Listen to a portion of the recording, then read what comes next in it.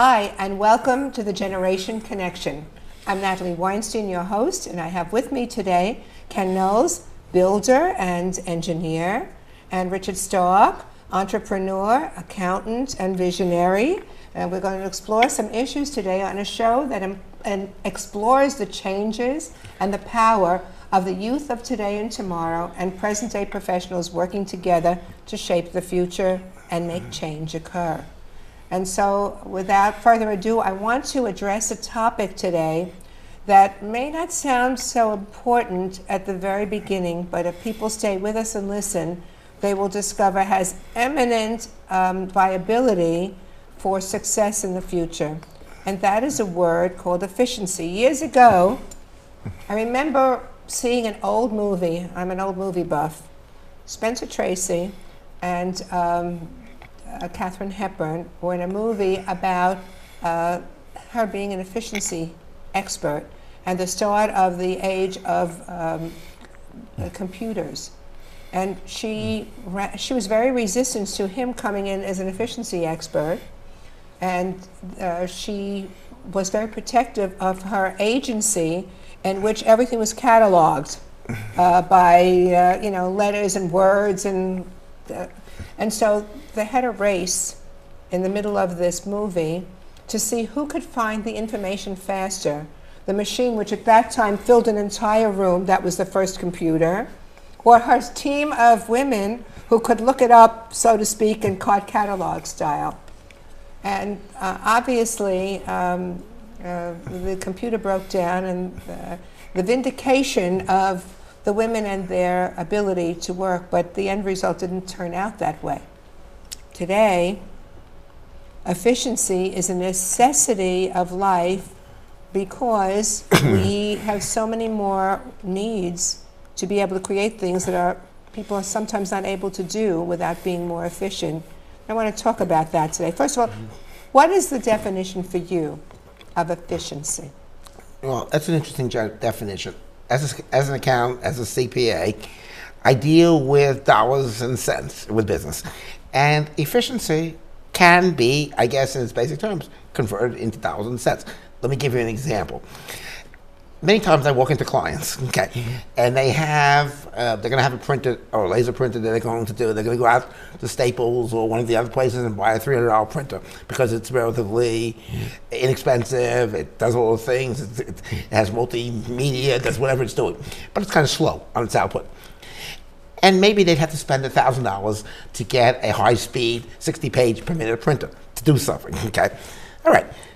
Obviously, 300 versus 1,000 is cheap, expensive, except when you deal with efficiency. Assuming that the user of that, assuming that Natalie has me coming in to be her accountant, and assuming that an accountant or a professional is charging $3 or $4 a minute, the fact that it takes 10 minutes for the $300 printer to print the thing that the $1,000 printer would have printed in 1 minute, I assume would have a cost, $40, $3. So you may have a very quick narrowing of that. In today's business times, building, efficiency, manufacturing, the customer, the value is determined by the marketplace. It's always determined by the marketplace. Efficiency is dollars and cents going out of a business. If you are inefficient, if you have a bookkeeper that's paying $20 an hour that you're paying, that's, I guess in math, it's 33 cents a minute. If it takes 5 minutes to go and look something up versus something being automatic, that's $1.50. You know, if you start looking at things in terms of meters, efficiency starts having a dollars and cents approach. I guess to bring that down to building, you have the same concept. People don't look at things in terms of efficiency. People, when they manufacture, I guess historically, you've had kind of a foundation up. A foundation, we add 1, 2, 3, 4, and no one really looks at the final cost. And you add the final cost, and you can find out that it may be above the market. And many people do it that way. Okay, many clients, probably not the successful ones, do it that way. I think efficiency. All right, for one minute, let's go over to Ken for a second. Let's talk about the fact that you are both in real estate, so you see location is very important, but also you are in construction. How do you believe that the term efficiency affects construction today as opposed to what it did, let's say, a decade ago? Well, I'm going to start off by saying the home, one of the person's largest investments in their life. Or on a commercial aspect, the bricks and mortar of your building or structure, one of the biggest components of a fixed cost that you're going to have to endure. And looking at an efficient approach to creating both of those things is paramount in either having your personal success or your business success. And the efficiency of your builder team, which includes architect, designer, is paramount, that they work together and create something that can be built efficiently and quickly and timely, and does not have items that would cause problems between your trades and final permitting. Mm-hmm. Okay, so now let's ask the question this way. When new construction as opposed to selling a home, right? If you have a buyer that is interested in a home in a certain community, and they tell you, I'm sure you ask them, what is your budget? And they give you a number. How do you go about trying to efficiently fulfill the needs of that particular client in an existing environment? We'll talk about new construction in a minute. The best way to do that is really try to develop a personal relationship with them, and it's almost like you're trying to be a mind reader of what that person really values. Is it the neighborhood?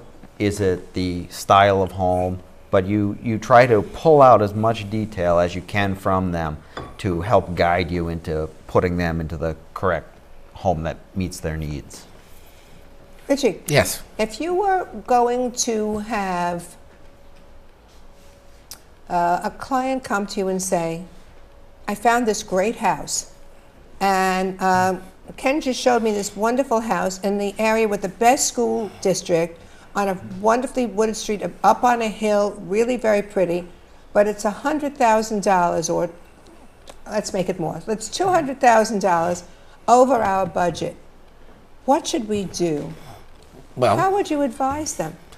Well, the first question is, well, I think also $200,000 is a relative question. Okay, if it's a $2 million home, okay, and $200,000 is 10%, right. We would probably deal with it in negotiation, or a good part of it. Okay. So number one, I think negotiation becomes part. Just because someone says it's X dollars doesn't mean that you probably have a 10 to 15% range in the price. Okay. Number two, if you have, and we have the idea or perception in how it looks.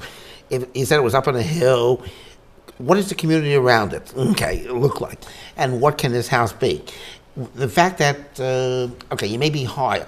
Well, you may also have the ability to deal with financings and maybe have different types of arms or other kinds of things that will enable you to get into it.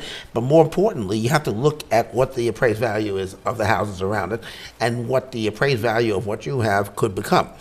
It may also be a stepping stone. Just because you buy a house now, supposing that you were able to figure out a way of converting it, perhaps through design, perhaps through perception, and perhaps having an upgrade, and maybe then moving into the correct house that you have, maybe another item. So I think the question you have there is multifaceted in that there are many different approaches. There's no one approach to it. Perception is going to be there. Perception and what you can do. The efficiency of what you can do.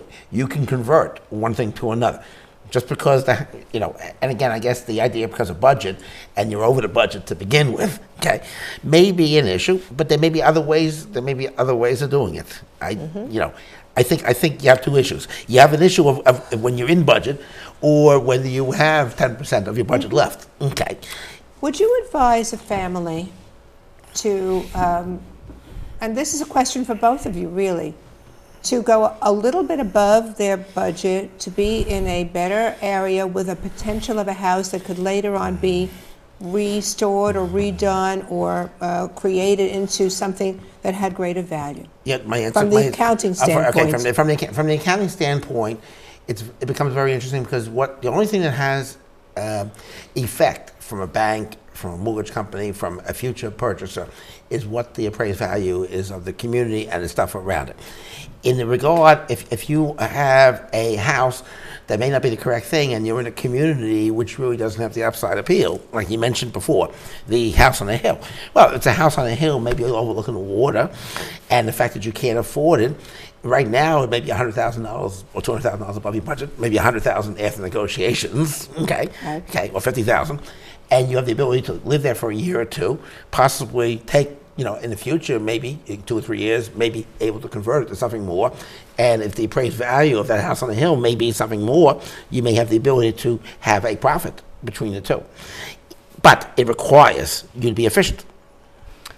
And taking a look at our current market conditions and where our interest rates are and the real estate market over the long haul, I'm definitely a proponent of going a little bit further to pick up that thing that's 10%, further than your budget.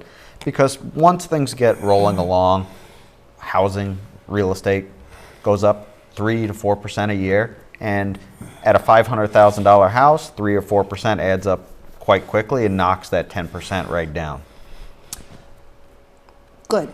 That sort of is a place where people are always nervous. We're in a very nervous generation now. People are afraid they might lose their jobs.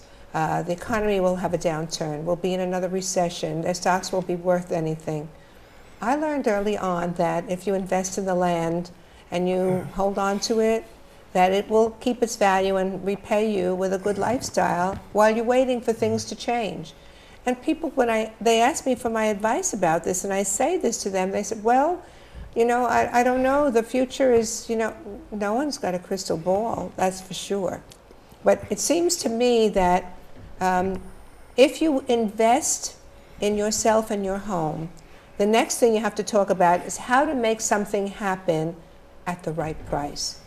And now let's explore the ability to find the sources and become more efficient in either renovation or construction. Do you want to speak to that first briefly, Yes. Richard? And then I'm going Sure. to ask Ken to speak that way as well. Sure. I think most people, I think in terms of a renovation, most people approach things by building from floor up. I think one of the important things, if you get down to efficiency, is to look at the whole project. And there are many components which can lead to prices or inefficiency and things along the way. If you take out 10 inefficiencies along the way, you will perhaps be able to get it within the budget that you have. Pick up the difference. You pick up the difference. If you don't, if you're driving along, it's okay, fine. I'm going to be going between 2 points that are 300 miles away. I'm not really sure I'm going there. I'm not sure how many detours we have, how many cities, how many whatever. And you don't look at everything along the way from where you're going back to where you started. You're never going to be able to figure out what all the problems are. So my approach, and probably a little bit radical, is always going backwards, re-engineering what is there, starting from the end, work back to the beginning. Ken? And then what I'd like to talk about is new construction and how many people aren't experts in new construction, and they think that they're going to buy some land and build a house, and they don't embrace the help from a professional real estate agent or a builder or an architect to help make the decisions. You could have 2 lots very similar in size and shape, but one has many, many more hidden costs than the other one. Water, power, utilities, and you really need to have somebody that can see all of those items to really tell you what the value of that property is. There was an old movie called Mr. Blandings Builds His Dream House. It was taken from a book, and I'll never forget that movie because it spoke to me later on in life when I became a designer. And then there was a later movie, much later, called The Money Pit, which I'm sure a lot of people remember. It always looks easy from the outside, but to create and build effectively, on time and in budget, is not easy, even for professionals. Well, one of the reasons, again, is because professionals don't consider the roadblocks. Many people, they get up to a point, they don't consider what has to be ordered in advance or far in advance. They may know what has to go together, but you know, if you're building, and let's assume you have a plumber or an electrician, and you know, one of the things, you know, plumbing usually doesn't go around electric. I've learned that in building. Okay, electric seems to be a little bit more pliable than pipe. So the idea is, if you're going to do things, you better know when your plumber is coming, and if you're going to be on time and not lose the rest of your crew, the people who are going to put the walls, the drywalls, the painters, the finished people, the flooring. For that matter, if you're going to have flooring, and you have flooring and you plan on doing it 4 or 6 weeks out, and you haven't ordered the flooring, which is not in stock at some local place, you're going to be in trouble. And tend to have to pay more for something that you could have paid for less had you purchased it in advance. But more important than that, in construction, people are service businesses. And if you lose your contractors, you lose your flow. And if you're not ready for them when they're ready for you, your whole thing will end up being taking a lot longer than it was. And if something takes a lot longer, being that most of its interest, real estate taxes, carrying costs, etc., it's going to cause inefficiencies and more money, and that's what makes things inefficient. And corollary with that is planning. If you have pre-planning on what your needs and wants are, so that you can have that stuff ready to roll, any changes you make along the process only increase the cost of doing the project. And the mistakes. And the mistakes. So one of the things I do, if I can jump into this conversation now, take off the hat of interviewer and talk as designer, is that I ask to review all architectural drawings before they go to finals. And the reason I do that is because it's a lot less costly to determine the pitfalls of where furniture has to be placed, where storage is needed, where windows should be larger or smaller, or doors should be used instead of windows, or windows instead of doors, before than to actually go into construction. And oftentimes what I found, when I am not invited into that process, then the construction costs become higher, because at that juncture when I am brought in, I am now no longer able to plug up the hole in the dike. Now I've got to take the wall down. So there is always a problem if you don't pre-plan and use the right professionals to go along. I think it's an interesting thing. You have a difference. If you are the person that's the builder and you don't pre-plan, the dollars are something that you are penalized for. In a traditional model, if something is redone, it's not usually the persons that are doing it, but the person who's receiving that has the inefficiency. Very true. So that's why you need a designer up front. That's why you would want someone like Natalie who can help you with that correlation up front rather than later on. But I think there's got to be that working relationship, even before the client, of builder, architect, and designer, to present an adequate and appropriate plan for which the client can then say, you know, I'd love to have it all, but I can't afford this. Where can we save some money, or where can we be more efficient, or what can I do later on in the day to still give me the house I want now without compromising the look of the house? That's an important aspect of that conversation. One of the things that's there is the idea of coordination. As an accountant, I also have a personal financial specialist designation where you effectively become a team leader, and you are focused in on team leading. I think one of the issues, and happens quite a bit within traditional building, is that there's no one there that's a coordination. The architect is there and sees his thing as being the plan. The builder is pretty much, okay, whatever it is, I'm going to take whatever's there and add on 15%. And the designer says, okay, whatever's left, I'm going to come in afterwards. How often, in a traditional model, not in your model, in most models, how often do you have coordination between your three? It's not as often as I would like, because it does not benefit the client if we don't have that. And I think efficiency in building today has to come from another vantage point. And of course, since the show centers around the fact that professionals today are looking towards the future and future youth to make changes, it has to start with us.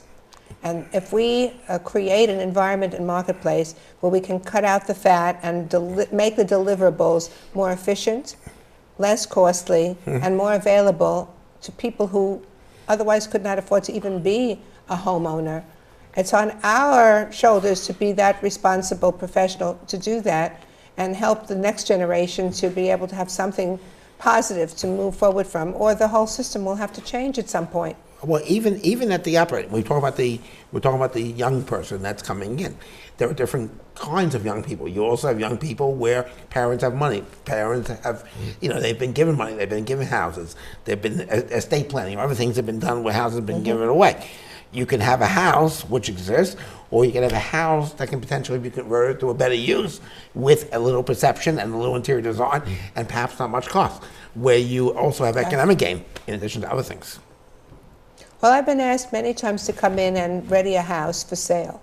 I've also been told many times that the family does not want to own the house anymore, and they just give it to a realtor, and the way it is the way it is, and somebody gets a great deal, and we move on from there. In the case of a job that I just finished in Florida, it was just very much like that.